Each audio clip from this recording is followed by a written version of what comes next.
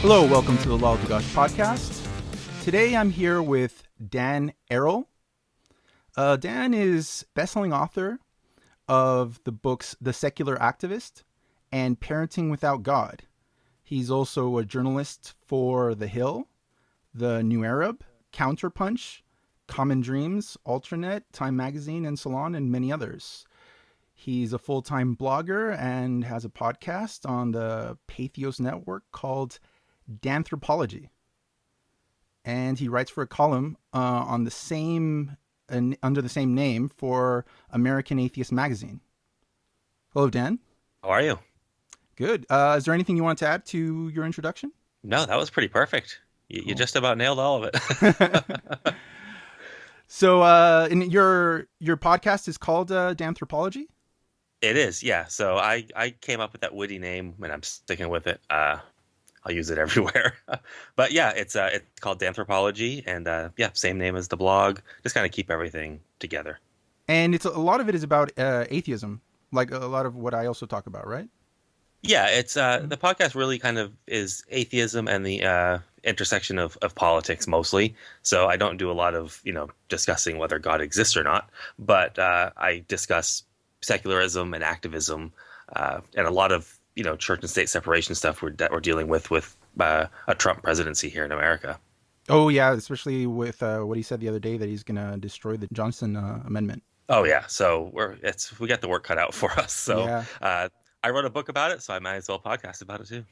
Sounds good. So to give a basis of how you got here to my podcast, recently on, I believe, January 21st of 2017, a man named Richard Spencer was punched while giving an interview in public on the street.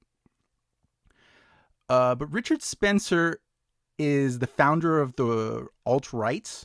He founded the name, and he has a homepage called that, and he is a self-proclaimed white nationalist, very much a racist, and I don't think he denies much of that. He sees the United States as a white nation that should remain a white nation, very against immigration. I heard him say that he's even against interracial breeding. He's been called a Nazi. He denies this. He also denies being a white supremacist. I think Dan will probably agree with me that is very questionable.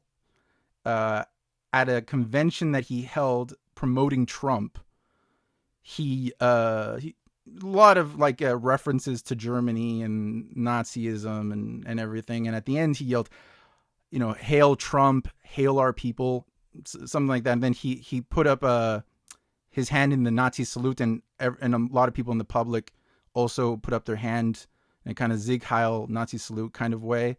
So either he is, or he's at least using that kind of language to promote himself, which is bad enough, right? It's to me, it's equally as bad. So him getting punched on the street led to an array of conversation about the video, whether it's okay to punch a Nazi. And not just Richard Spencer in particular, but in general. Is it ethical to punch a Nazi? Is it okay to punch a Nazi? And it got outside just the social media conversation to many articles that when I looked, there's an article on pretty much every platform, from The Guardian to The Washington Post and a bunch of more unknown websites. And I noticed that Dan took the position in favor of punching Nazis. And if I'm misrepresenting, you'll have all the time in the world to correct me and clarify. But basically, you took the position that it is ethical to punch a Nazi. There's nothing wrong with it. And it might be even necessary to do it, which I thought was an interesting point of view to take. Personally, myself, I don't advocate for violence at all. Just to clarify for this podcast, don't advocate for violence whatsoever. And personally, I'm of the opinion that there is nothing a person could believe or an opinion they could hold or anything they could say that would justify either me physically harming them or even me condoning someone else physically harming them. So at first I wasn't too interested in the conversation because really it's very pretty much black and white in that sense for me. Just, don't hit people if they all they've done is disagree with you. If they hold ideas no matter how bad they are, even if it's a Nazi. Completely different situation if it's somebody in self-defense. They're attacking you physically and you have to fight back with physical violence to keep yourself from harm. Then that's where it's a totally different conversation. But if it's just what this person has said, I don't see how it can be condoned. So I'm not really going to try and debate Dan on this issue because my position is pretty clear. It's not that complex. I think Dan's position is more complex, and I have a lot of kind of ethical and more moral questions to kind of, we could go through. But first I want Dan to also talk about the situation and clarify what is his position. Sure, I'm happy to. So to start, to make it very clear, if you're walking down the street and you see a person in a Trump hat, don't punch them. Like the main structure of the entire argument is that we're talking about actual Nazis, not just some racist jerk, not even the KKK, because the difference here is someone in the Klan, while they hold disgusting, horrible, racist views, their ideology today, and this, we could talk about a long time ago when they were known for lynching, but the ideology of the Klan today is that white people and people of color should live apart. They don't hold a genocidal view. They aren't trying to murder anybody anymore. And that's the position they hold. So unless they're actually physically trying to harm somebody, and it does happen, so we need to be prepared, you don't punch a Klan person just from seeing them or from them talking. We see them constantly have parades, and we have counter protests. We are just louder. We, use words, because I am for peaceful protest in any way that we can until it doesn't work anymore. So to clarify on that, it has to be somebody that we can look at. And you gave some examples of what, kind of constitutes Richard Spencer being a Nazi, using the Nazi salute, using language of the Nazis, but also on his old website, which isn't there anymore, which was alternativeright.com, he hosted 2 different articles, not written by him, but commissioned by him, in which he argued whether or not it was ethical to kill people of color, to eradicate them, what he called, or what the author called, a peaceful ethnic cleansing. And then in another article right after that asked, do people of color actually even serve a purpose? As in, do we even need them on this planet? So Spencer has made it very clear that he envisions a world without minority groups. And that's a dangerous idea. So for me, as a white male, I'm not in jeopardy of Spencer's ideology. But when you have people of color, people of other minority groups, LGBTQ people, who literally have somebody who is organizing a mass movement that would literally eradicate them, that's a different kind of threat. And it's a threat that an alt-right person is now in the White House with Trump's ear. So we've got Steve Bannon, who, was, the editor-in-chief of Breitbart, who, very much aligns with the alt-right way of thinking. Does he go as far as Spencer? I don't know. It doesn't seem that he's of the ethnic cleansing type, but having him in there with that close tie to someone like Spencer, it's worrisome. And the people that like Spencer and his group feel empowered now. They feel like Trump's victory is their victory. And so we're talking about somebody who is trying to pose an actual threat to actual lives. So we're not talking about a debate between ideas as far as, oh, I think we should raise taxes. No, I think we should lower taxes. We're talking about a debate between, I think we should raise taxes and I think we should eradicate all people of color. And I think those positions are so different that I don't think we're even talking about having a difference of political opinion anymore, unless we want to start calling the call for genocide a different political opinion. And I think that's a bad place to put that conversation.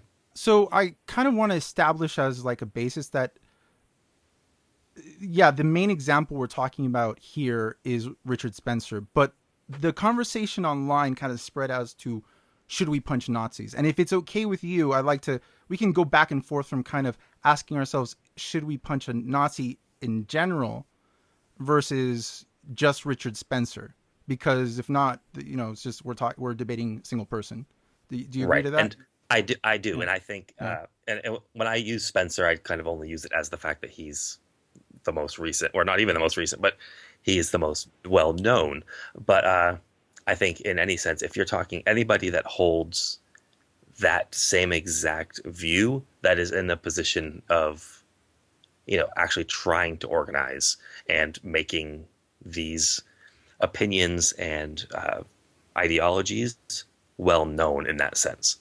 So, because there is that line that we have to talk about, and this is where the nuance comes in. Like the 18-year-old kid that is swept up by someone like Richard Spencer's words and thinks, "Oh, that's what I want."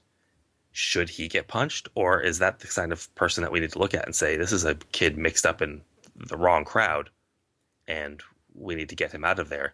And we can use words and reason to get him out. And so I think there is, that's the nuance of this entire thing. Is it's not just run around punching anybody that you think is a Nazi. It's what's the power this person holds, what's their goal, and what does, if anything, punching them accomplish. So to begin with, I want to ask, Richard Spencer himself does not self-identify as a Nazi, but the question in general posted online and through these articles, and that you often commented in this way, is that we should punch a Nazi, right? So kind of not talking about Richard Spencer specifically because he doesn't identify as a Nazi. Would you say people should punch anyone who is a Nazi, especially if they identify as such? Oh, if someone says like, "Yes, I'm a Nazi," by all means, because we know that they hold the view that ethnic groups must be eradicated and are worth killing. These are people that hold, like I'm saying, like we know their end game. We know what they want to accomplish, and we need to find ways. And it's not always punching. It can be words. So it's like here we are having this really very detailed discussion here that you need to look at this situation, number one. But yes, if they're a blatant, "I'm a Nazi, I think people of color and minority groups need to be exterminated," I think that person's probably earned a clock upside the head, because they're posing a real threat. And I would argue that standing up against them is self-defense, or at least if you're someone like myself, you're then defending others whose lives are literally in jeopardy by this person. So you do agree, if I understand you correctly, anyone who identifies as a Nazi, you should punch that person, correct? I'd be okay with it. Taking on that, Richard Spencer, for example, doesn't identify as a Nazi. And I even gave examples where I think, you could label him as a Nazi because he does use that language and everything. But that there's a gray area there, right? Where there's evidence that he is, right? I'm sorry, go ahead. There's evidence, but I think, and to a certain extent, we're using the word Nazi not as a self-identifier, but as the ideology that this person holds. So I think we do this a lot. Like someone can say, "Well, I'm not a Christian," and then they say, "But I believe in Jesus Christ and God," and blah blah blah, and then they go on and on and on. And you say, "Well, you can say you're not a Christian all you want. You believe in every Christian value." Well, that's kind of what I wanted to ask you is, So in this case, we have a person who doesn't identify as a Nazi. So it's not as clear as a person who just has the swastika tattooed on their chest, right? Outright says, I am a Nazi. So if you have a person who doesn't identify that way, and you say like, yeah, okay, there's certain characteristics we can identify, but everybody has their own criteria of how they would identify a Nazi.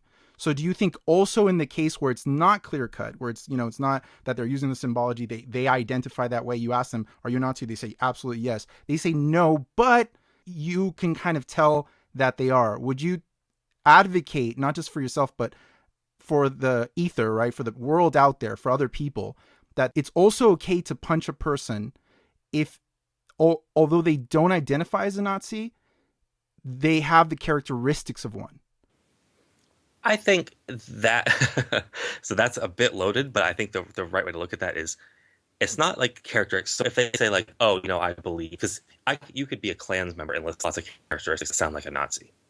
Mm-hmm. But I think it's the imminent, I want to exterminate life, which is, I guess I can only say for myself, is my line, is where I think this person's advocating to actually harm millions of people, and they're trying to organize to do so. So it's not like it's just some person that doesn't like black people or doesn't like gay people and wants to have a group that says, oh, we don't like them. But to me, it's not about the label Nazi. It's about I want to exterminate life on this planet for my race. Or honestly, we could talk about if it was somebody that just said, I want to exterminate all gay people. They're literally advocating to cause, serious harm to that many people, whether or not they're a Nazi or not. They might be fine with people of color. It's only homosexuals. If they hold that view and are also, working towards it, organizing for it, then that person actually becomes a real threat. And at that point, in any given situation, you need to have a plan on how you're going to sort of deal with that threat. So that leads me to another question, because the ideology of that, you should commit a genocide against a certain group of people, you won't just find it with Nazi ideology. For example, groups like the Nation of Islam, the United States, that one of the leaders is Louis Farrakhan. He's on the Southern Poverty Law Center's racist extremist groups. The Nation of Islam itself is on that website as a racist extremist group. They call for violence and, a lot of homophobia. They've spoken out against Jewish people as well, and anti-Semitism, sometimes in a violent form. Would you also put these people in that same category? Yeah, I clearly would. And I think that's where it becomes the broader conversation. Because, a lot of people came to me during this whole thing and said, well, if you advocate for that's okay to punch a Nazi, then a Christian's going to think it's okay to punch me for being an atheist. And I said, sure. And I bet there's lots of Christians that already do, want to at least. But we have to look at these issues one at a time. I'm not saying, look, a Muslim holds views that this other extremist Muslim holds, so we should punch all Muslims. It's this extremist. So if someone from ISIS came to the U.S. and started speaking on a street corner about organizing, and recruiting to kill Americans and to, kill apostates and whatnot, I would not bat an eye at myself or somebody else clocking them. What about somebody who's just an ISIS supporter, not a member? No, and I think that would be the same. I would say becomes the same I was talking about, like with the 18-year-old Nazi who is swept up in the movement and is like listening and thinking, oh, this guy has great ideas. That person might not be an imminent threat. So, but Nazis also, you'll find Nazis who hold racist views to different degrees. Not all of them necessarily are genocidal. Some of them believe in the separation of races, just don't believe in interracial marriage. I don't think that there, I think you're then kind of leaving the Nazi sphere, because I think at that point you're talking about racists or white supremacists. And like I said, like the Klan. The Klan is a white supremacist movement, but they're not a Nazi movement because they don't hold the eradication view. And I think that that's a distinct difference that we're talking about here. And I think Nazi could very well be the wrong word, and this is the only word that we all sort of have because it's the word we know. But what we have is a mass movement growing for actual genocide and eradication. And I think we put that into the Nazi ideology because that's what we saw the Nazis do, and they also hold the white supremacist views of the Nazis on top of that. So I think the person that just says, look, I'm against interracial marriage, well, that person's clearly a racist and a bigot. But what if they actually are Nazis? They've read Mein Kampf. They believe in National Socialism. They believe in the anti-Semitism, and they blame the Jews, but they don't call necessary for an eradication of homosexuals and Jews themselves or black people, and they do identify as Nazis. I think that they're putting themselves at great risk of being punched because they're putting themselves in the category of, look, I agree with all these things. I may put an asterisk next to it and say maybe not so much on the genocidal thing, but if you're choosing to make yourself a part of a group that end goal is genocide, you're putting yourself in the line of fire. And like I said, would you say the same things about Muslims? Because the Quran itself is pretty hateful and calls for a lot of violence. It is. I mean, but so is the Bible. And so I think you can use either example. So doesn't. I mean, I don't mind. You can go with the Bible if you want. Of course, no. I agree. No, I think both. I didn't. I just meant to say that it's a multiple. It goes both ways, but I think what we've seen from religion is slightly different than what we've seen from Nazism, where religious groups from Islam to Christianity to all different sects of it. I mean, even Jewish is a great example. Judaism, I should say, because you've got from the benign liberalism that it's sort of like almost like a culture. They believe in the God and they follow some of the rituals, and they fair weather religious people, to moderates that tend to believe it a little bit more heavily, but have over time taken out the bad, or so to say, or found ways around it. And then you've got the extremists. So you've got the jihadists. You've got the people that walk into Planned Parenthood and open fire. You've got people that are trying to kill LGBTQ people in the U.S. and have succeeded. But with Nazism, you don't quite have that. There's no like, oh, I'm a moderate Nazi. I'm a liberal Nazi. You're just a Nazi. And I think that's it's because I think, and maybe it's only me using it this way. So maybe there's a disconnect here. But when I think of Nazi, I think of, the white race persevering by eradicating the minority groups. But there actually are Nazi groups in every country in the world. In Chile, where I am right now, there are Nazi groups, and they're not white.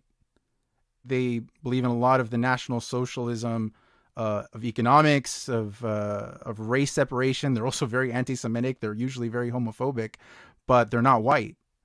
Would they also count in this category?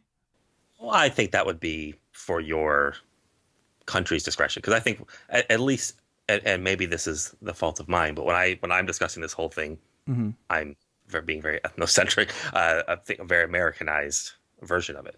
But if you have a group of people in a different country, like such as yours, that are holding these views, you have to decide as a society, as a culture, how dangerous are these views? What are they trying to impose? Are they only trying to impose separation, which we can just legally say no to? Are they growing? Are they, what's their goal? Is their goal to actually start eradication?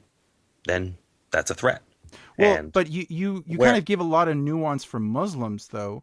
But anti-Semitism in Islam despite the huge quantity of Muslims there are, like 1.7 billion, it's pretty overwhelmingly anti-Semitic and pretty overwhelmingly homophobic. And you can see it in the cases of entire countries in the Middle East or North Africa that really Jews can't live there, and they're no longer there for the most part. And homosexuals, they are being killed, right? So there is kind of an eradication going on. So there's not actually too much nuance you could say for that. So why not just hit Muslims in general if there's a pretty good chance statistically that they are anti-Semitic and homophobic?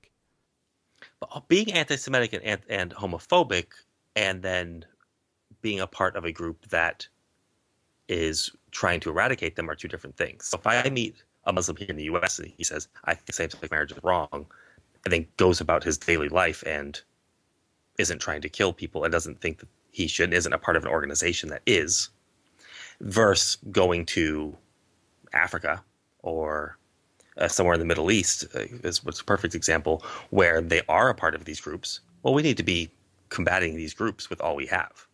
If they're committing genocide in their countries, we need to be stopping them. But it's still different from, I can go find an atheist who's homophobic. Well, but you're talking about like a more immediate threat, but in that case, aren't Muslims more immediate in that sense? Because you're not going to find, huge quantities of Nazis going out and killing Jews and homosexuals. You will find entire states executing homosexuals and persecuting religious minorities and committing genocides. Correct. So and those states are enemies of ours. I mean, now, I'm not to say the U.S. is actually going and attacking them, because we ignore lots of atrocities happening in countries like Darfur and whatnot, where we just sort of think, oh, well, genocide, what genocide? But I think that's wrong. I think we need to be, and I'm not necessarily saying we need to be bombing them. I'm saying there needs to be strong anti-genocidal intervention in these states by some means.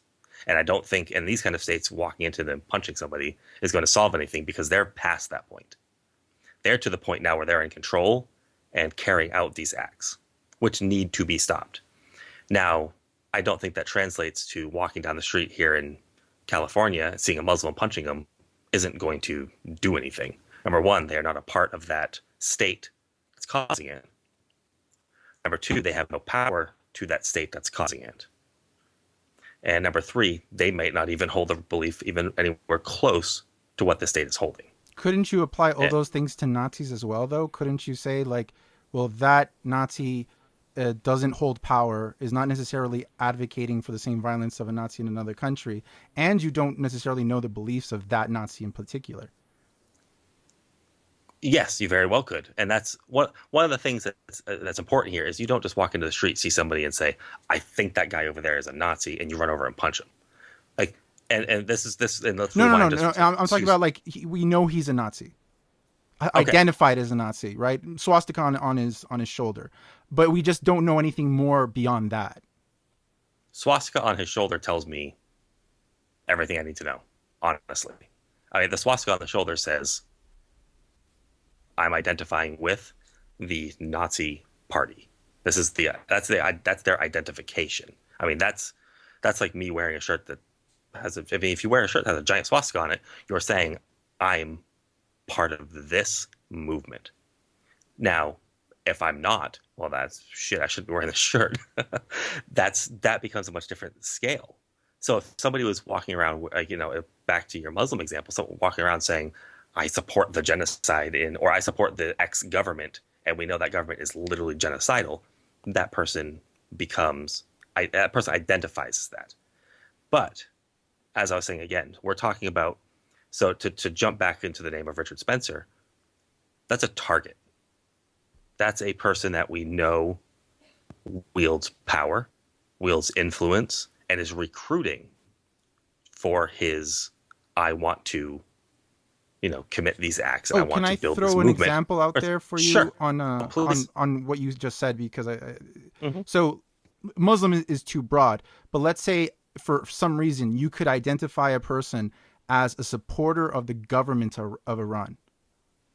Okay, and that's, you don't know anything beyond that. They support the government of Iran, and the government of Iran executes homosexuals, attacks religious minorities, calls for the extermination of Israel. They've said multiple times they wanted to burn it in a lake of fire, all kind of things. They wish for death of America.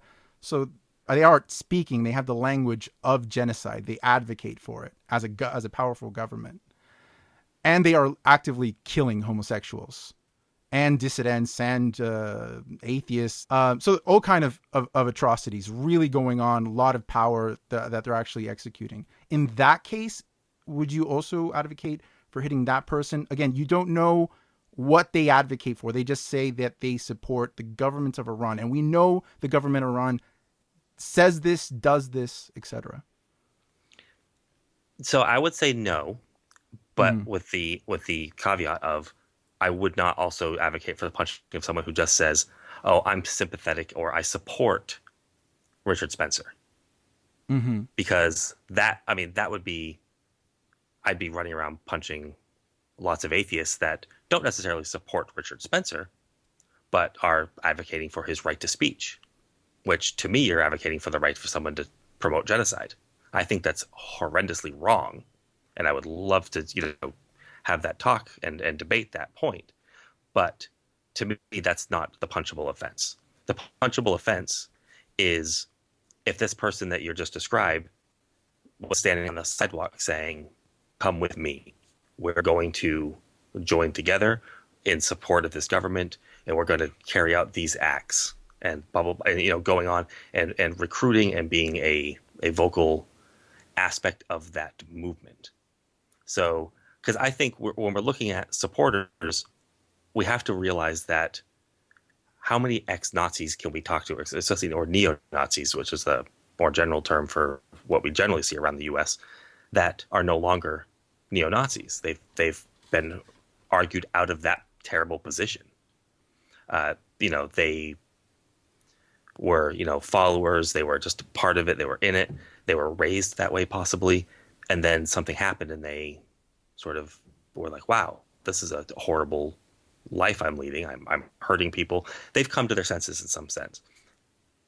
That we can do with all, but I think so. We have to be careful that we're talking about not just the person that's supportive, but the person that is like, out there doing it. So they're the Spencer who is recruiting, advocating, forming this movement. The person that comes in and just says, "Oh, what are you talking about? Let me listen. Oh, that does sound good to me."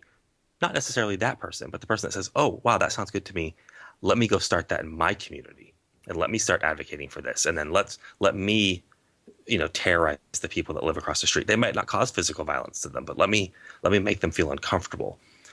That's when we have to start looking. And I think a lot of times, if people grew up in the right age group in the U.S. and went to punk shows, they punched Nazis all the time, because the U.S. punk scene in the '80s was just wrought with Nazis and neo Nazis and white supremacists who came to shows and made it the deal to say, "Look, we're here. This is our venue. This is a white only venue. This and that," and fights broke out. That was an everyday thing for the punk scene here, and lots of kids came out of that and said, "Wow, this is not a good scene. This is not what I want to be." Uh, so we have to look at the big scale of who and why. And so I think it's really important, and I want to just reiterate this again, just for the safety of people, is that I'm not advocating running around just punching people. And even if someone just is out there saying like, "Oh yeah, I support what Richard Spencer's doing," that's not a person I would go hit. That's a person I would argue with Okay. and talk to. The person that said, "Oh, I support what Richard Spencer's doing. Check out this organization I've formed. We're doing this," and blah, blah, blah, blah, and then starts going on and talking about how they're going to, how they're working to fulfill these goals. I probably would not be able to just use my words anymore. And maybe maybe I'm just hot tempered, Mm-hmm. but I think you get to a point where we have to separate, words from acts, and we have to. I'm all for using nonviolent tactics for as long as humanly possible. But we are talking about punching a person who has not done anything physically, right? We are talking about just for their ideas. Like Richard Spencer said that, what did he say? Like a passive genocide or something like that. What was it? A peaceful ethnic cleansing. A peaceful ethnic cleansing. We're talking that degree, but still we're just talking about words, if I understand you correctly, right? Correct. We are, because he hasn't reached. But the worst thing that we would do, and one of the things that I've talked about a lot, is when I talk to people about this, and I say, well, when is it okay then? And they say, well, when they start rounding up people. Well, then again, we're getting to something physical, though, right? But correct. But this is me asking other people their line. Where's your threshold to, okay, now it's time to intervene? And the most common answer I get is when they start rounding up people.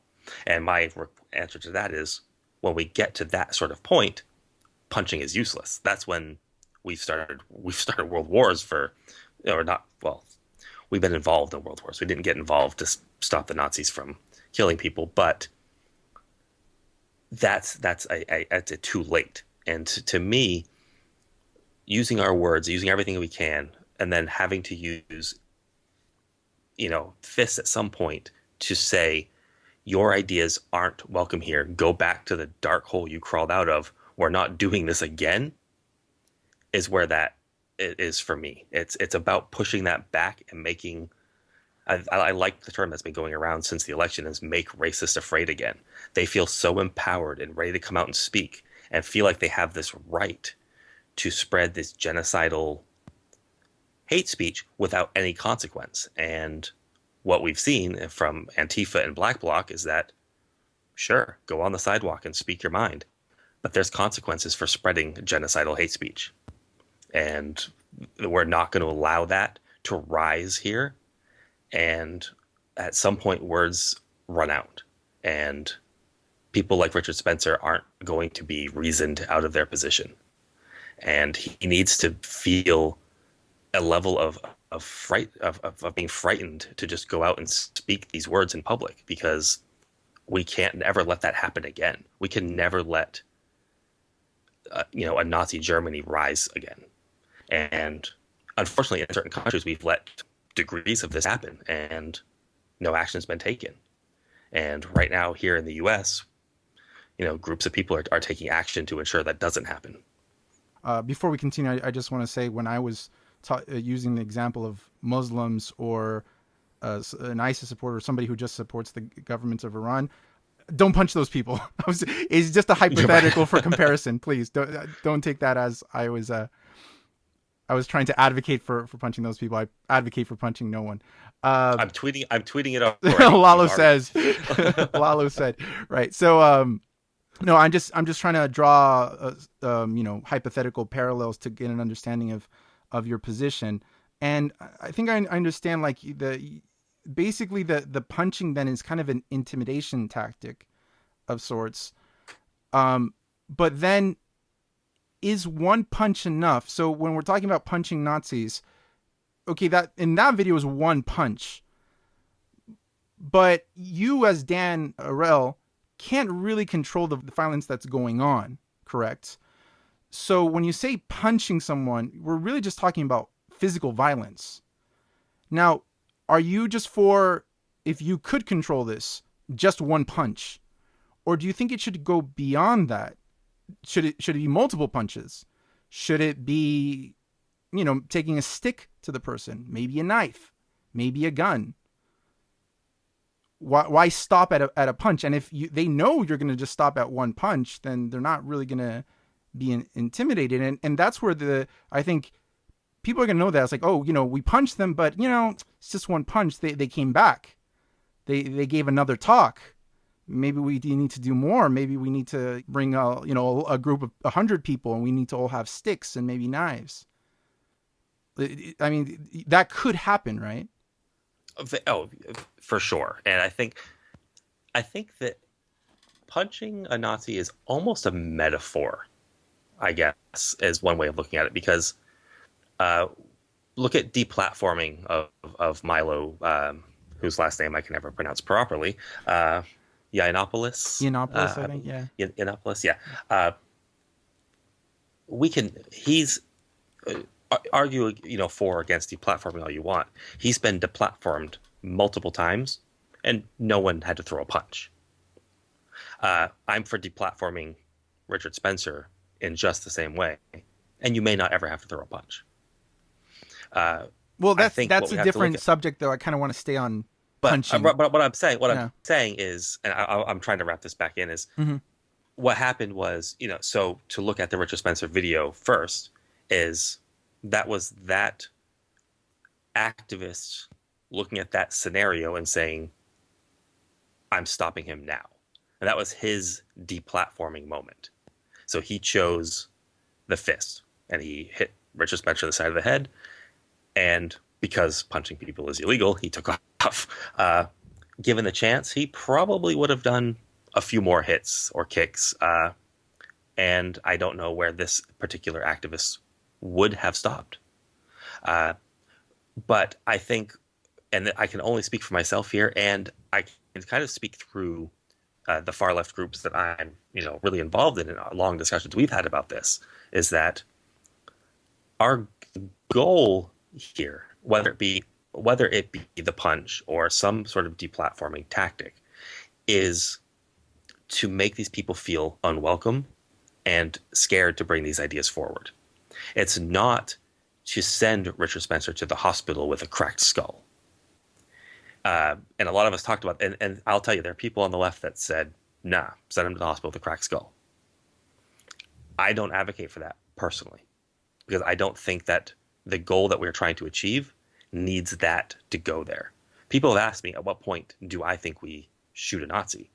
And my answer to that is when other people say we should be rounding them up or punching them. When they're starting to round people up and they have the power and the control to actually commit their acts of genocide, that's when we have to escalate to, these sort of tactics to save human lives. Now I'm looking at this as, what sort of tactics do we have to use to make sure these people cannot be successful in their organizing? And for me, look, if I would have walked past Richard Spencer and saw him speaking that day, I don't know. So let's put ourselves in that situation where, okay, you go and you do punch him, right? Mm-hmm. Punching someone isn't necessarily going to lead to a bloody nose.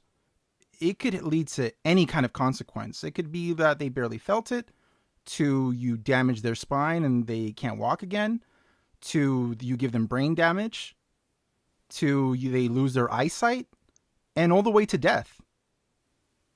That can I've actually did see the situation once in my university in California. It was kind of a famous case for our school. There was a fight, and literally with one punch, one student hit the other, his head hit the pavement, cracked it open, and he died. Mm-hmm. So you can die from a punch. You can get all kinds of injuries. So my question is, are you prepared to accept the consequence, whatever it is, with that punch? I think you have to be. If you're going to throw that punch, I'll be honest. If that punch would have hit Richard Spencer and he would have fallen over and cracked his skull open and lost his life, I would not have felt pity. I mean, that might sound terrible to say, but he is a awful, despicable human being who wishes to cause innumerable amounts of damage. Do I want that to happen to him? No. Would I have felt bad about it? No. I mean, when Antonin Scalia died, our Supreme Court Justice, I did not even feel sad for a second that someone like that was gone from this planet, because the damage he had caused and the damage he wished to cause to people was just insurmountable. It was awful. Did I sit at home wishing Antonin Scalia died? Absolutely not. I wanted him off the bench. That's all I wanted. But it's a very different thing when you kind of wish bad people die, or you don't feel empathy if they pass away from natural causes. It's a very different thing when you're the one causing the physical harm, or you're the one killing them, obviously. Correct. And but I think you have to be aware of the end. So yeah, I don't want to advocate. So please don't go kill a Nazi. But if I mean, again, just like you said, if this goes on enough, one, I don't think even people necessarily could control themselves as far as just one punch. A lot of these cases, it does build up, obviously, to more drastic measures, more heightened degrees of violence. But even just one stick to the head, one punch in the right place, and you could cause irreparable damage to the person or just death. So would you see it as a good thing that in the country, in the US, if you saw in a week's time 10 cases of Nazis getting hit, and the degree of damage can be anywhere from a bloody nose to one guy, cracked his head open and lost his eyesight, and some of the cases were death. Would you see this as a positive thing overall? Grand scheme of things, I think it would be better than doing nothing. Honestly, I even feel weird saying it because I'm a human. I struggle with that balance. I don't want anybody to die, but I don't want an ideology that is so damaging and destroying to human life to feel that we're too afraid to act against it because one of these literally human pieces of garbage could die. So I don't want to give add a criteria to that. So let's say the 10 people I talked about there in that week who had all kind of different damage. Let's say not all of them are just straight white men of 30 years of age. Let's say one of them was a 12-year-old child and another was an 85-year-old man, and another was a woman, and another was a person in a wheelchair. But all of them hold the same ideas that you find egregious that would justify hitting somebody like Spencer. Of course. Well, the 12-year-old's kind of a no-brainer to me. This is a person that is in zero true control. Well, but all of the people we're talking about, for the most part, they get these ideas from the home. So all of these people, even Richard Spencer, I think in the most cases, a lot like religion, it came from the parents. So at some point, Richard Spencer was a 12-year-old kid thinking this. A lot of Nazis are. They had these ideas and inculcated into them at a certain age. Right, but I think, and it goes back to what I was saying, a 12-year-old is never going to be, as a 12-year-old, in the position to organize and or carry out or be in the power 16-year-old to carry could. these things out. Not really. No 16-year-old is going to be taken seriously enough to 16, 18. He might be able to organize teenager, his friends. Let's say teenage age. Okay, but I even brought that up earlier when we were talking. I think these are the people that we can try and reach. And like I said, because to me, it is nonviolence first. And I believe we should always start with the engagement process, with the, why do you believe this? Why, and going through this and having that debate, because people at a certain level can be reasoned out of this. That's why I mentioned white supremacists that are no longer white supremacists who go on tour with their swastika tattoos to speak about the dangers of white supremacy and how. What about the other cases I mentioned? An elderly man, 80 or 90 years old, a woman, a person in a wheelchair. No problem with those? Well, depends. I guess that would depend on their position. I mean, the person in the wheelchair equal. Equal in the ideology. I'm saying. Are we making them equal to Richard Spencer as an ideology, or the most egregious you can think of? Because I don't want it to be a equal playing field for all these people. I wanted the distinction to be their physical attributes, not so. Okay, all of them believe in in a genocidal kind of idea. They spread it around. They have websites, but they all have these different physical attributes. One is a woman, one is an elderly man, somebody's in a wheelchair. Those elements make any difference for you? Should people No. go around punching women who are Nazis? Basically, is the question. But it's uh, simply. yeah, to put that simply, I don't think I can differentiate there. Mm-hmm. Like, I've grown up with the don't ever punch a woman ideal, but I mean, there's plenty of women Antifa members. The Black Bloc has plenty of women in there. If we're going to agree that a man can't punch a woman, there's plenty of anti-fascist women in this planet that will step up to the plate and take care of that. And so, yeah, I don't think that we should be looking at this from a what does this person have for physical attributes. We should look at what does this person wield in power and in strength of this movement, and does intervening physically do anything to stop that? Which I think becomes a whole other topic of not only are we discussing is it okay to punch a Nazi. I mean, you could even agree that sure, someone who wants to commit thing, but then you could have a whole separate argument as of does it achieve anything? And so I think we have to look at that is if the 85-year-old man you're describing is wielding the power to carry, to push forward the idea of carrying out these acts, that I don't have sympathy for him because he's 85. He's still trying with every last year of his life to systematically slaughter entire minority groups. And you think this as well, for example, a person who supports ISIS, right? Who's like, and you mean in the same sense, correct? So I'm not looking at somebody who's sitting at home saying, oh, I think ISIS is doing okay. But yeah, someone who's on the street holding a sign says "Behead the infidel." Oh yeah, everyone should join ISIS, kind of thing. One example I thought that came up to me once, and I'll forget his name. He's in jail now from the UK. Massive ISIS sympathizer. Ajam Chowdhury? Yeah, I would have knocked the teeth out of his mouth. No question. That person was doing the exact same thing I think Richard Spencer is doing, but for a different organization that is seeking to murder and slaughter and carry out these acts.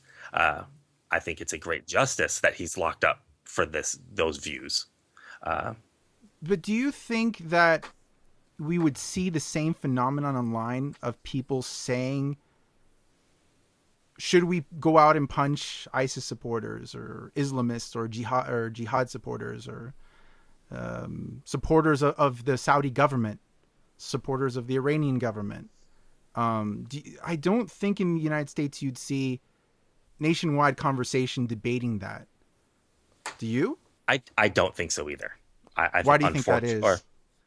Well, honestly, I think in the U.S., and maybe I'm wrong here, I don't think that they'd see a big problem with it because the U.S. has, and I don't mean I want to say propaganda, but it's not necessarily propaganda because we know ISIS is terrible and evil. It's not a lie to say they are, and you don't really have to propagandize them to understand that.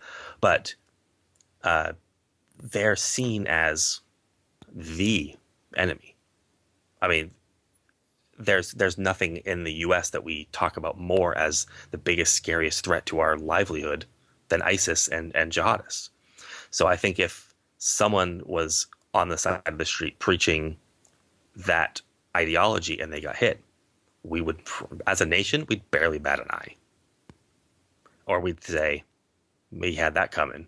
We don't take kindly to that kind around here.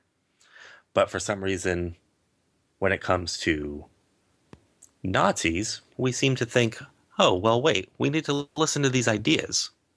Like, he's just has a different political opinion, but we would not hold that to degree to a radical Islamist or, a jihadist.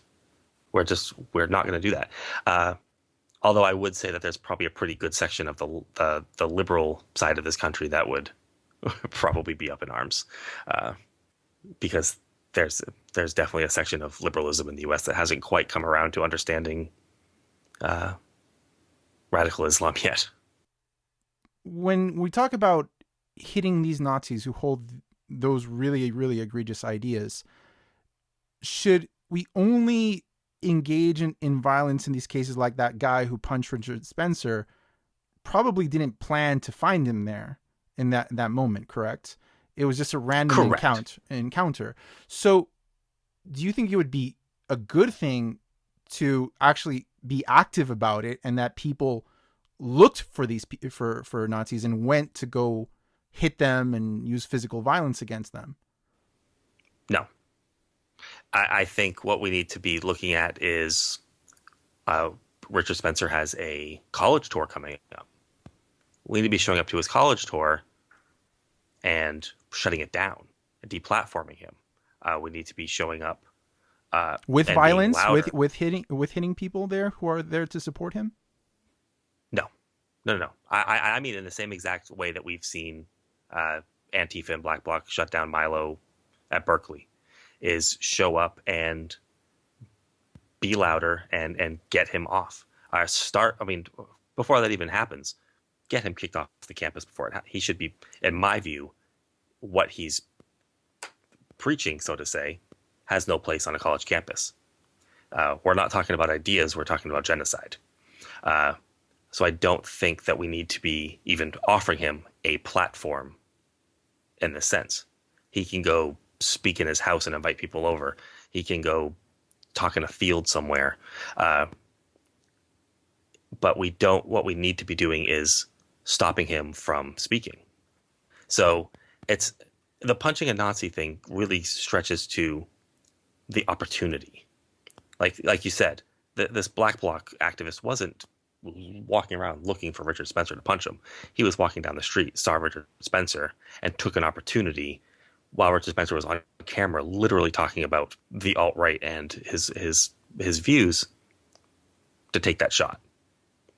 If this was a university, I'd say, no, let's do this differently. If Richard Spencer came outside and started engaging, I would expect him to get clocked. But we don't need, and I've even said this, like, don't go sit in front of Richard Spencer's house and punch him every time he walks out. Like, that's not what we're trying to accomplish. We don't want Richard Spencer to be afraid to walk outside and go to the grocery store. We want Richard Spencer to be afraid to go outside and grab a microphone and spread a genocidal ideology. So you're talking about Richard Spencer and his ideas according to your criteria, though. But do you think you might be setting a precedent where people might take that kind of action to people that they find egregious and as bad as him that you disagree with? But you've already said, like, well, I find his ideas so bad that I think he should be punched. But another person can think, oh, yes, and I find this other person's ideas just as bad, if not worse. And Dan agreed with me that, we should be punching people, and it's out there, right? Now, you may not agree with that person specifically on the details and maybe not punch that person, but you're not going to be able to have this debate with individuals, right? It's out there that we should punch Nazis. And you know very well as well as I do that in today's world, the term Nazi just gets thrown around like nothing, right? Everyone's a Nazi and everyone's right. Hitler. Now, that kind of sounds like a joke, but there are people out there who really think that some groups are as bad as Nazis, right? There are some people who think Black Lives Matter are as bad as Nazis. There are some feminists who think MRAs are as bad as Nazis. There are some Trump supporters who think all Muslims are as bad as Nazis, et cetera, et cetera. Like, you can, find all these kinds of people who think this group is as bad as them, if not worse. Now, if you say we should punch Nazis, that could obviously translate to, the rest of the world that, oh yeah, and what about these other people? that kind of comes to me as the slippery slope analogy. You're opening the door for more, and Does I that kind bother of look you at at all? Do you worry about it? it's a concern that people. But what I look at is, so a lot of people come to me and said, "Well, yeah, but then Christians are going to think that they can just go kill the people that they think are wrong." And I said, "They do." And Richard Gere walked into a Planned Parenthood and killed like 5 people Well, yeah, but that's the because, point. You don't want to have the same result. but he didn't need justification from the left punching a Nazi to feel like he needed to do that. Um, and I mean, this sort of sounds like I'm joking, but like after we defeated the Nazis in World War II, we didn't just go around and keep shooting people. We stopped. Like, so we have to look at ideas. We have to. Not all ideas are equal, and we have to. I what I want to try to remember real quick the wording I used when I wrote this in a blog post is someone had put forward the point that they were against punching Nazis because as an atheist, they didn't want to get punched for being an atheist. Mm-hmm. And at surface level, that sounds pretty valid because we know atheists are rather marginalized. And speaking US centric wise, there's people that find atheism very scary and threatening to their Christian beliefs. And so to think, oh, well, I don't think we should punch Nazis because I don't want to get punched by that crazy Christian that thinks this, that to me rang cowardice because I can say that by punching a Nazi, there can be a goal of ending actual genocide. Now, I'm not saying that punch does that, but that's the reasoning behind it. Is you're trying to stop an actual provable, historical evil from rising again. The person that punches an atheist because their Christianity feels threatened by him is just wrong. There's no historical history to show that this person, just by being an atheist, is trying to impose anything on that person. And so if we give into that idea, that means we're then taking the Nazi ideology of genocide and raising it to the same level or lowering it to the same level as other people's really bad ideas of, oh, well, I don't like this person's, men's rights activism. They're as bad as Nazis.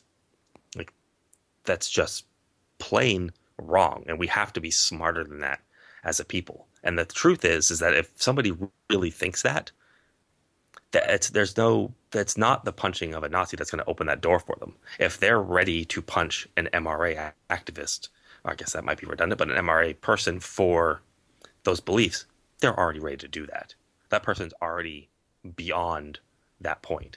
I don't think there's a person that's going to say, "Oh wow, so since I can punch people that want mass genocide, that just makes my idea that this person that thinks that I should be paid 70 cents less deserves to get punched too." I want to touch on what you were talking about with cowardice. So, for example, there's an MMA fighter called Melvin Costa. I don't know if you're familiar with him. I just kind of found him actually I'm not. preparing for this. Actually, he's not famous too much, I think.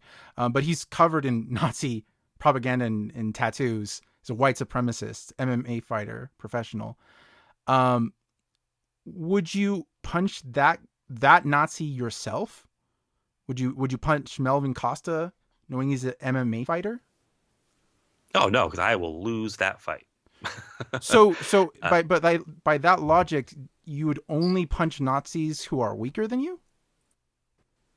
Not necessarily weaker, but I'm not going to set myself up to.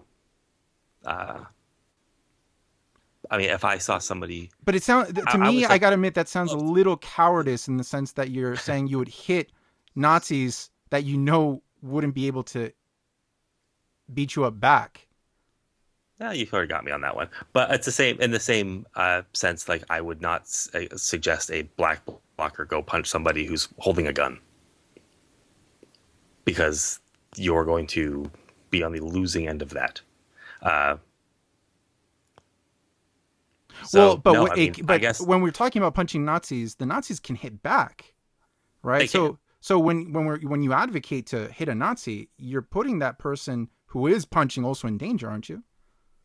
You are, and so you have to evaluate your situation. I mean, I'm not going to go punch Mike Tyson for being a rapist because he's going to pummel me into the ground and kill me. Do you think Nazis have the right to defend themselves in these cases? Oh yeah, I mean, you're engaging them in physical altercation.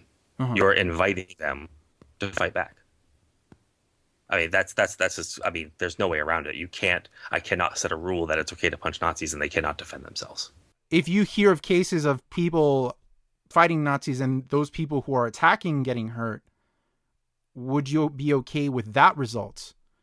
With the result of the one doing the hitting against the Nazi, they're ending up in wheelchairs, their head getting cracked open, some of them dying. Do you think that's a worthwhile result from this? I do not want that to happen. But knowing that Um, could happen, but knowing that could happen, that person that's going to do that needs to be aware of what they're doing. I mean, anytime. I mean, you could be in a bar and see somebody harassing somebody and step in to intervene, and the same outcome is comes of that. It's you're stepping into that scenario, and you have to be prepared to do so. So the person that's intervening or stepping in is taking on that risk and responsibility themselves. but are you okay with the responsibility of advocating for those people to do it? Yeah, I am. Mm-hmm. If that's what that person thinks is the right thing to do. Okay. So this leads me to a question about legality. So technically, if you go up and you punch a Nazi and they hit you back, but let's say the whole thing is recorded, you're still at fault, of course, according to the law, if you hit first. Correct. But the law is basically a reflection of what society deems moral, correct? So my question is, do you think the law should also reflect that it should be okay to hit Nazis? No, Why not? because and this is I've actually given this a lot of thought because a lot of people have brought up different aspects of the law and free speech and at what lines do we draw. And it's just like you said, the law sort of reflects society's morality at the time. And so if I advocate for a law that says it's okay to punch Nazis, when they become in charge or another group becomes in charge and society, and they have the power to change, quote unquote, society's moral compass, they have the power to say it's okay to do X to so and so. I don't think the state is necessarily the best thing to put in charge of such laws, because we've already seen that slavery was once legal. Like things like that. Like laws aren't always the best redeemer of what's actually morally right. There's a meme going around from a website, and it's like a punching Nazi FAQ, and it says, well, what do I do after I punch a Nazi? And it says, run. It's still illegal. It might be moral, but you're still going to get arrested. And the thought process is look, we're not looking to change the laws to make it open season on Nazis, because we understand that law can be changed to be open season on X, on white people, on atheists, on Muslims, on Christians, on But isn't Jews. that an argument against you? Because if you believe the law is correct, and the laws are a reflection of what's morally correct and ethically But correct. I don't necessarily think the laws are correct.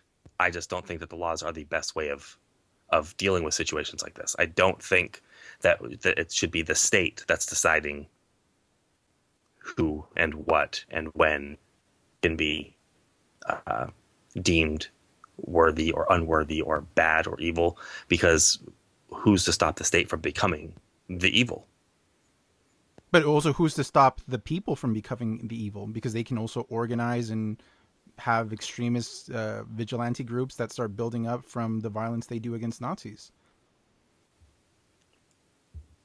Well, that will become the difference of opinion on extremists, because I think there's probably quite a few people that would label Antifa as an extremist group, and I would not. Do you have confidence that people could actually have the rationality to actually measure this well, to actually organize themselves in a way where they attack Nazis under the right criteria that you agree with and use the exact right measure of violence that you agree with? Do you think that's possible? That it'll stay within that criteria? I think for the most part, yes. You have a Now, lot more confidence in humanity than I I do. think maybe I do. No, I do. I think the people that are willing to do such a thing have put a lot more thought into it than the person that just slugs somebody on the side of the street for no reason. Uh, I mean, I think we see casual acts of violence every day. Just the guy that loses his cool at the bar, the guy that loses his cool at the guy that cut him off. We see these things constantly, and so I don't think that that's not going to be. I'm not going to have this wonderful utopia where only the perfect, this person meets every check mark, gets hit someday. But I think the people that are having this discussion, the people that are really involved in these sorts of actions, and I'm talking from the protests to the guy that punched Richard Spencer, are putting a lot more thought and care, and it's not just run of the mill people running around the streets doing whatever they want. These are calculated actions, they're calculated protests. They know what they're doing. As it grows, if it grows, I shouldn't say as it grows. If it grows, I'm hoping it doesn't, because I'm hoping that Nazism does not spread. I'm hoping it starts to squander again. I want it back where it belongs, in the trash bins of history. But in that case, like that's what you want. You want it to be in the trash bins of history. You don't want these people out there doing what they're doing and everything. So my question is, do you think that punching people is effective? Do you think violence is going to lead to the results that you want? Short answer, yes. Long answer, it needs a lot more than that. That's not the be all end all. I can't think of any example historically where violence such as you're describing, the social kind of vigilantism, where people are attacked for their ideas by just citizens who deem them deplorable, works in a kind of very humanitarian kind of way with a good result. Well, I guess you'd have to define good result. I think we've seen plenty of citizens rise up and take action. Results will vary depending on how that goes. But I mean, look at different governments being overthrown by people. But we're not talking about the people overthrowing a government. We're talking about people attacking other people in their society for the ideas they hold. Not exactly the same thing. Not exactly, but that's what they're working towards. The Nazis don't want to just be a part of society. They want to run society. Isn't that also kind of what they say about the Jews, though? Don't Nazis say it's like, oh, these people are deplorable for their ideas and how they think, and they also, hey, they run the government. We don't have actual evidence that that's the case, though. These are people spreading a hateful message against Jews with no backing. At this point in history, in 2017, we know what the Nazis want. They've already shown us once. So in this circumstance, and that's why I oftentimes don't like to completely go back and compare it to what if in the 1920s someone had punched Hitler, because it doesn't equate, because at that point there was nobody to point back and say, yeah, but look, 70 years ago, X. They don't have that. Today we know what this movement is trying to do. So we have to look at it and not so much a historical context of how do we fight it, but in a this has never truly happened before in this way. How do we stop it from? How do we stop history from repeating itself now? Because that's what they want. They want history to repeat itself. And if we don't step up and take multiple layers of actions, they're going to succeed because they've already shown us that they can succeed. They elected the president they wanted. They put people in power they wanted. So you tweeted, in this kind of whole debate over many tweets, but one of your tweets I thought was interesting, kind of speaks to this a little. You tweeted, "If I was on a plane filled with 1,000 Nazis, I'd take it down myself." What did you mean by that? So that was the response to the meme going around saying that people wanting Trump to fail as president was like wanting your pilot to crash the plane. They were trying to say that we should all want Trump to be victorious as a president because then we're victorious as a country. What I see in that stance is I, of course, want Trump to be a horrendous failure because the things he's trying to accomplish, I don't want him to accomplish. What would make him a quote unquote success would be detrimental to humankind. A permanent Muslim ban, a wall that keeps immigrants out, guns in schools, no health care, all these things I think would be failures. So in a sense, I was kind of only making a joke that people just really took seriously and hammered me for days and days. But what I was saying is, well, I think it combined during the same time you were saying we should punch Nazis. So right, it so sort of overlapped. Yeah. But the whole analogy was here we are, America's a plane, and we don't want it to crash. Well, I don't want Trump to be a failure, a success because of what his success means. And I kind of took that and said, if I was on a plane that was filled with, I think I said 1,000, which would be a huge plane, but let's say 100 Nazis, I would take that plane down. These are 100 people that want to cause how much damage versus just me. Do you think then in that case, would you be okay with kind of committing a genocide against the Nazis, like all neo-Nazis in the United States? No, because I don't think we have to do that to be successful. I don't think that's a necessity. I don't think that would be. I'm trying to think, because in the grand scheme of things, I believe in a right to life for everybody. I just think that if you hold genocidal views, that you have to there's consequences for those views. I don't think wrangling up neo-Nazis and exterminating them is a necessary step to that goal. I think if they organize and attack, and we have to kill a bunch to do so, like we did in World War II, that's a whole different thing. Are there any other beliefs, ideologies with similar beliefs, I should say, that you would include in Nazism? In Nazism? I'm sorry, aside from Nazism. Well, I think we touched on, jihadism. Mm-hmm. The want to, Islamic extremists in that sense. I think Christian extremists, the same. I mean, the Lord's Army, groups like that are just as dangerous. They hold a different type of view than Nazis, but they're just as damaging to humankind.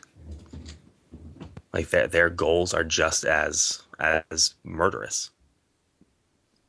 So that's a lot of Christians. That's a lot of Muslims and a lot of Nazis, and there's probably also kind of a lot of black supremacists we could probably find in some others. So that's a lot of people to punch.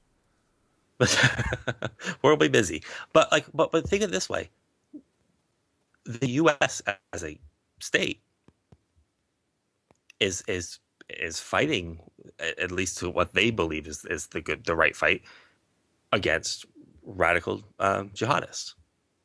I mean, now our government calls it radical Islam, but before we wouldn't. But we're fighting against that. We are bombing ISIS. Those people are taking physical action against others, though.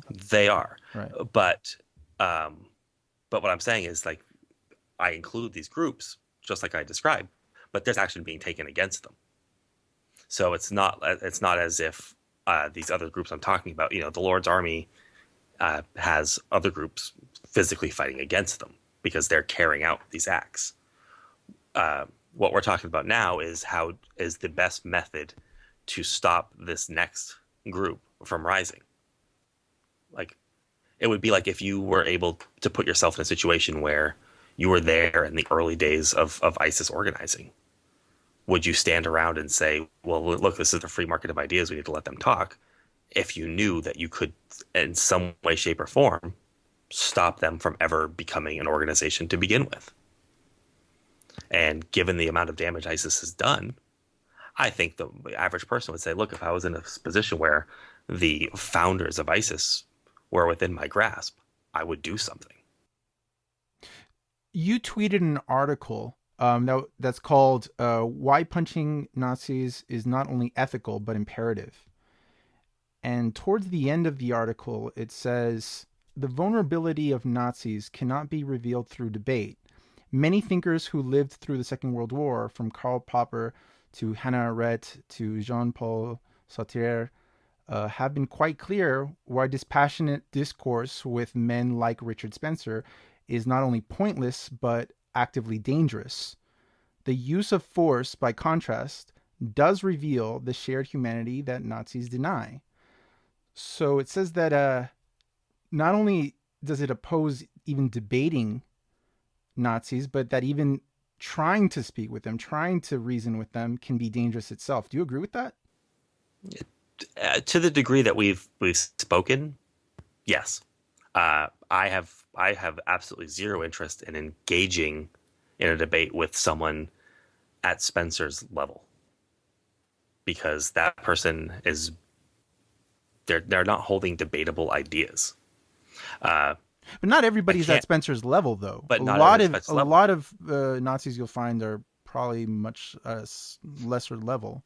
No, correct, and that's like I said earlier, like the 18-year-old who I think is probably still reachable, is probably still, and there's probably 30-somethings who just got into it who aren't as in depth and as ingrained in their system, because one thing we know is that these white supremacist groups and organizations actually prey on working class white people in the South.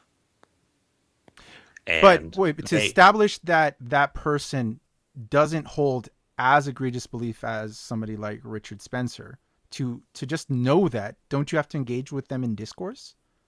Of course, but that's what I'm saying. We don't you don't walk up to the guy wearing a Make America Great Again hat and punch him. That guy could hold the most terrible views of the entire planet. You're not going to know that by what he's doing. That brings up, Spencer again. Spencer is somebody who we already know what he believes. He has the platform. He has the voice. That's why Spencer was a target that day. It wasn't just because he happened to be there with the Pepe pin and talking about it. It was because he was Richard Spencer. So we do have to engage with some people to a certain degree. And so to the extent that article goes, no, I don't completely 100% agree that every single person can't be engaged with. But when you're talking about the high levels of, the rise of Nazism, no, I don't think someone like Spencer is worth the engagement. I don't think anything comes from that. But again, that's your criteria. But most people are not, I would even just say, intelligent enough to really establish the correct criteria that maybe you think you have. Most people are just going to think Nazi punch. They're not going to think about it that deeply.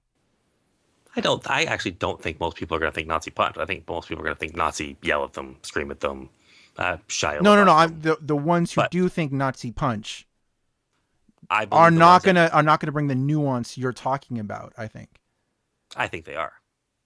You think so? I think the ones that are engaged in that sort of level of activism are much more in tune to what they're doing than just running around punching people. Oh, I really disagree with you on that. The activism I see in the United States right now does not look very intellectual in my eyes. But I agree to disagree. But I have a feeling we probably view the this sort of activism quite differently, and that's probably I think that's pretty apparent from just this discussion. But I look at what happened in Berkeley with Milo and Black Box showing up. That wasn't a spur of the moment accident. They showed up prepared to do everything that they did. That was thought out, premeditated. Do you think everything that happened there was good? A lot of people were attacked physically. Some people looked like they were bleeding. They destroyed property. There was a fire. Did you see all of that as a positive? All of it, no. And I don't think I ever will. I don't think there's ever going to be an instance where everything goes as planned or as it should. When it comes to property, I have no care in the world. Break windows. I'm not going to cry over a broken window. They can be replaced. A big giant light was pushed over and lit on fire. It can be replaced. Get people attacked physically? A bystander being attacked physically, I think activists need to be much more careful and diligent. I think someone from Milo's, I'm going to go see Milo, and then they went out to engage with the protesters. If something happened to them, they went out to engage with the protesters. That was their walking into it. But I got to tell you, when you put it like this, like that the protesters should go out, break windows, they start fires. There's a lot of like violence going on against like basically property, and they're getting really worked up, and you hear things that like online, like you tweeting out and a lot of other people tweeting out, it's okay to punch a Nazi, it's moral to punch a Nazi, just in a tweet, right? You're not getting the detail that we're getting in this podcast. And Milo Yiannopoulos is called a Nazi and a white supremacist, whether you agree with it or not, but that's what he's getting called. That's what a lot of people believe. I just don't see that restraint happening to a perfect degree as you suggest. I don't think that could ever happen. It will never be perfect. But and you're okay with that result? You're okay with it never being perfect and people getting hurt? I think that it would happen and I don't mean to punch, but people are going to get hurt if we do nothing. Well, people are getting hurt in the protesting, though. Right. But that's that. I mean, it seems like the results you're fighting against, that the problem is in the process of fighting against it, right? So you're worried about somebody maybe committing violence because they hold certain ideas. And you're like, oh, that violence is a problem. But in the process of fighting against it, you're committing violence. So you're doing the act you're fighting against. And it's only a potential result in that case. You're actually executing it. Well, to break up violence in two parts. Number one, because you mentioned it in two different contexts, property and people. I don't think breaking a window is violent in any way, shape, or form. I don't apply the word violence to property because it's an inanimate thing. If breaking a window means that Milo can't go speak on stage, no. I'm talking about that people were hurt, like people are attacked. Yeah. Yes, it's unfortunate. I don't want people to be attacked, but there is a imperative Milo or Spencer or just John Doe that is at that level. As you know, it's not Geraldo Rivera going to speak about trickle-down economics. It's somebody going to teach you how to dox immigrant students at your school. It's someone to talk about peaceful ethnic cleansing. We sort of on the left throw around the term by any means necessary a lot. A lot of people take that to mean many different things. I don't like the word collateral damage in the sense because we talk about collateral damage way too much in war with, that wedding got bombed, it's collateral damage. Nothing is clean. Nothing is perfect. And having to literally standing up against fascism and Nazism and white supremacy is going to be dirty and it's going to be messy. And I think the end result of stopping it from rising again has to remain in the forefront. We have to look at what steps do we have to take on multiple different levels, from dialogue to direct action to just protesting and signs and petitions, all of it combined. What actions do we have to take to stop it from rising? I find it very strange, though, to take the position that person is advocating for potential violence, and we must stop that potential violence by any violence necessary because violence is bad. Well, I should find a we? lot of contradictions in that. I don't see that there's much contradiction there. Really? I don't think being violent against somebody who is literally trying to like so violence against a person who is advocating for the murder of millions. I see no contradiction in using violence to stop that person from committing a greater act of violence. I think it's a self defense act, or it's a defense of others in a Well, we're situation not with someone. talking about them committing that act of violence. We're talking about them talking about that act of violence. We're stopping them from being able to commit it or wanting to commit it. We are trying to step in now before it rises. We're trying to stop this before it's too late. They have their goal and they are organizing and they are gaining power. So this is This like isn't 10 Minority years ago, Report pre-crime kind of thing. but this isn't pre-crime because they've announced the crimes they want to commit. It's not we're not reading their minds and saying, "Oh, I bet this person probably wants to do this." These people have made their goals clear.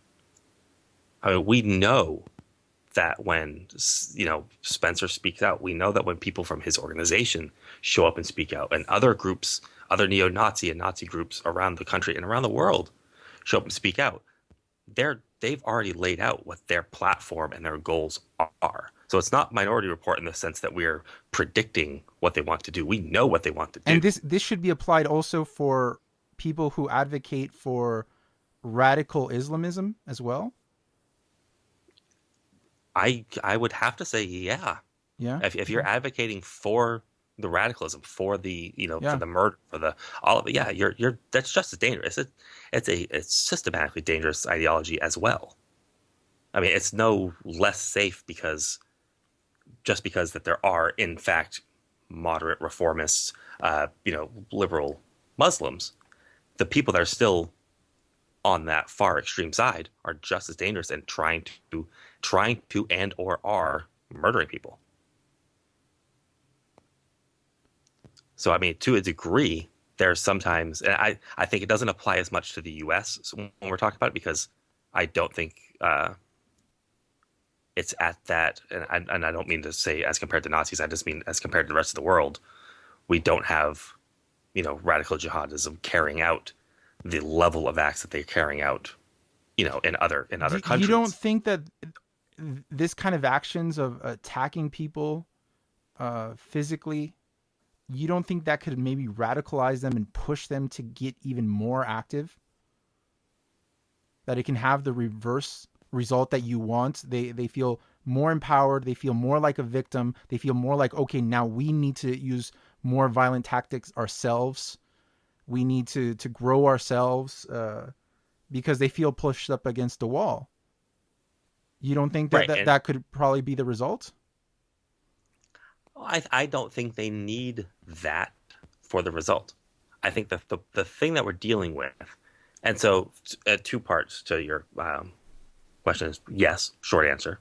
Mm-hmm. They very much will. I mean, they play the victim constantly. They love playing the victim. That's their shtick. They're the toughest people in the world, and they call us all snowflakes, and then they crawl around calling themselves the victim constantly. I honestly don't know at this point if you're talking about Muslims or Nazis. Or because because the radical jihadists are also the big crybabies as well. So, but I'm gonna read something. I happen to have something pulled up on my laptop because I wrote myself a couple notes in preparation for this. yeah. And there was one really great. I mentioned this frequently asked questions thing earlier, but someone said, "But doesn't this just give the other side ammunition?" Which I kind of feel like sort of overlaps what you're saying. Mm-hmm. They get to play the victim. They radicalize. And the answer I kind of like because they said the other side of this argument, the Nazis, are lying Fs. I don't know if I can swear on this show. Who can twist any piece of information into a swastika-shaped balloon animal if you engage them in good faith. Lacking a piece of information, they'll just make it up. You might as well punch a Nazi. That's the answer to this. But the thing is that what we're dealing with are people, and this comes from Islam, this comes from the Nazis. This comes from even more benign ways of things. If you think about, uh, I've battled Ken Ham, the creationist, for years now, Mhm. and when I was victorious in helping remove an $18 million tax credit of his, he played the victim immediately, like he had been assaulted for his belief. That was complete BS, but he played the victim regardless. He tried to use that as the tool to raise money, to raise funds, all of it. But would you agree that for the most part in the United States, we don't really see that much active violence from Nazis in the last few decades? Of course, there's tons of individual examples people can throw at me. That's fine. But for the most part, it's not out of control kind of organized violence. In the last few decades, no, it actually isn't. Right. And I So think, do you think that if you start with this kind of action, that okay, punch Nazis and the aggression against them gets worse, do you think that they start thinking, well, now we need to defend ourselves physically, right? And maybe we need to preemptively do attacks. We're gonna expect that they're gonna show up to a talk at some place where Richard Spencer is going to talk, or someone else, and we need to be prepared. And anybody who comes near us or looks like they're going to attack us, we need to act violently. You don't think that could start taking that pace towards violence? oh, it definitely could. One of the things happening, and one of the reasons this is even become a thing, is because as they're rising, so like we've just talked about, there haven't been much in the last decade or so. Uh, we're now seeing this group rising empowered. We've now seen hate crimes since Trump's election actually increase in many areas. I mean, we've seen countless stories come out. Like you said, we can find individual actions here of people just pumping gas and being told they're not welcome in this country anymore. I've known people personally that have had these things happen. That just didn't happen before. So they feel empowered already. They have this empowerment that they won. So now that they feel safe to come out and to be more vocal about this. So our actions now are trying to push them back where they were, to make them feel like they did prior to Trump, to make them afraid to be so open and to be so public about these views and trying to organize and become a movement. Of course, by doing so, there's the inherent risk that they're going to double down. They're going to beef up. I mean, Spencer himself already said he doesn't feel safe after DC to just go speak anywhere. He now feels like he needs to bring bodyguards. He needs to do these things. But the activist groups engaged in direct action against Nazis and fascists, they're prepared for those. That's what they do. I mean, look at this, just the history of Antifa. The anti-fascist action. They're ready to do what needs to be done to step up to what the Nazis bring, and that's part of the game. That's playing the we're going to stop you, and that you have to be prepared for what they want to do next. And if we're not, if we sit back and do nothing, then they're just going to continue to gain power, and we can't be afraid of them. Once we're afraid of them, they win. What do you think of a person like me who is against using violence of any kind for any ideas, no matter how egregious? Do you think not only am I wrong, but I'm actually helping these people? I'm supporting them in some way? So, while to a degree I think you're wrong, I've said quite a few times, if you're an anti-violence, this kind of stuff activist, stay that way, because you're needed as well. Because like I've said a couple times, the approach to killing Nazism isn't single layered. It isn't violence. It's multiple things. It is the dialogue. There needs to be people that can do multiple things at multiple times in multiple situations. We don't need everybody running around punching people. That doesn't solve every situation. That isn't going to be a tactic that works every time. there needs to be people that, have multiple levels of action. So no, I would not come on here and argue that you need to change as a person, or that you need to go punch a Nazi. I have quite a few friends that I talk to regularly that advocate for the argument I'm making, that it is justified and moral to do so, that I say many times that they would never actually do it themselves because they just can't. They don't have that capability. They're not wired for that. Mm-hmm. And that's fine. We need them to do multiple other things and to be vocal advocates for multiple different kinds of resistance and things. So no, I don't think that I think you're wrong for saying that no one should do it, but I don't think you're wrong for saying that I don't do it and I won't do it. I think that's, to a degree, I think it's commendable. I don't have that level of tolerance for certain ideas, I guess. But no, I think that they're necessary, because it takes all types to build a movement and to build a resistance and to stop something like this. And it isn't going to be, if it was just violence, I don't think it would work. If it was just, this is the market of ideas, or whatever lots of classical liberals call it now, the marketplace of ideas, I don't think that single-handedly would work either. I think if the marketplace of ideas worked, we wouldn't be talking about Nazism right now, because that's already lost that fight. So I think it's a multi-layered, and it takes all different kinds of activists. Okay, well, I'll end it on clarifying my own position for people, because I feel like at some points it could be interpreted where I'm saying, like, we should punch, Christians and Muslims. Again, in my position is that there's really no ideas that I would advocate violence for. Even the ISIS supporter, the worst of the ISIS supporters, who has not committed any violence himself, I still think that addressing his ideas, even through mockery, to the point where it really frustrates him and it really offends him, I think that that's the right way to go before any kind of violence. And I don't think violence is ever the answer. I think it only leads to bad things in those cases. The only exception, if that person starts to actually take action on their bad beliefs, then we're talking for a different conversation. So I just wanted to clarify that. And is there any other last point that you want to make before I close? No, I think the only last point I would make is that I would say don't run around looking for people to punch, because I'm trying. It's a very hard discussion to have, because you're advocating for the violence against somebody while at the same time saying, don't just go out there to be violent. Like, the violence isn't just a spur of the moment. Oh, I'm just going to go hit this guy because I don't like the way he looks. I don't like the way he dresses. I don't like it. We have to,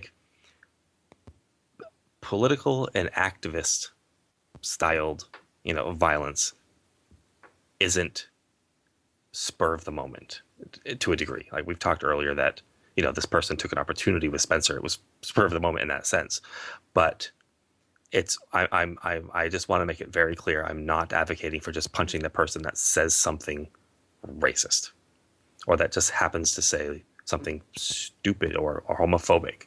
And I want people, I think if you listen to the whole conversation, I think people can gather, that I'm not advocating for that, but I just kind of want to reiterate, I'm not myself a violent person. But I believe some ideas need to be stopped before they grow.